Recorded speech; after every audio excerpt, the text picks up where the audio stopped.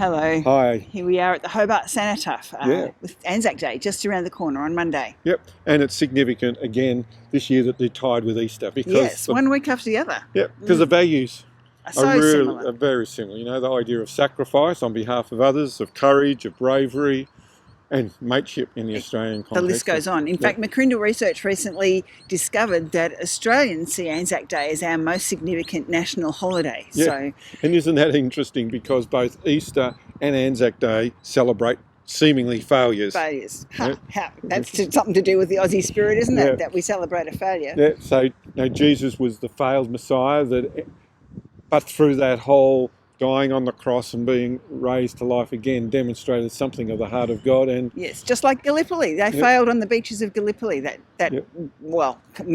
few months long campaign. It was a disaster, wasn't it?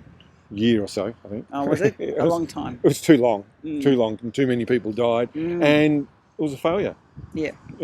So we thought it was appropriate to come and reflect on this specifically as we're the wind is blowing.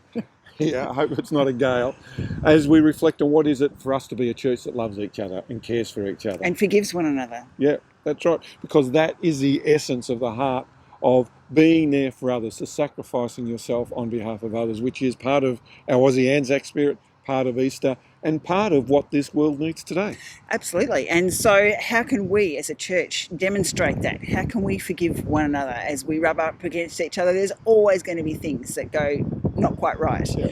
We're humans, imperfect and all. And so how do we manage that as a church community? Yep. And how can we model that for the rest of our community? Because in our council culture, our consumer-based culture, our individualism, we really do need to learn how to be community together, and being community together means that we need to learn to forgive each other. So it's the ultimate part of loving one another. And as Stephen preached just a few weeks ago, loving your enemy can be someone very close to you, actually. Yeah. So how do you do that? And this is where we grow and mature, going through things like that as we grapple with those questions of relationship. Yep. So this Anzac Day, I encourage you to link both the sacrifice and the celebration of what all those young men did and recognise what Jesus did, and together can it inspire us to be the people that God wants us to be. Yes, and be grateful, because the world we live in today is a direct result of those people doing those things. All of them. Yep. See you soon. Bye. Bye.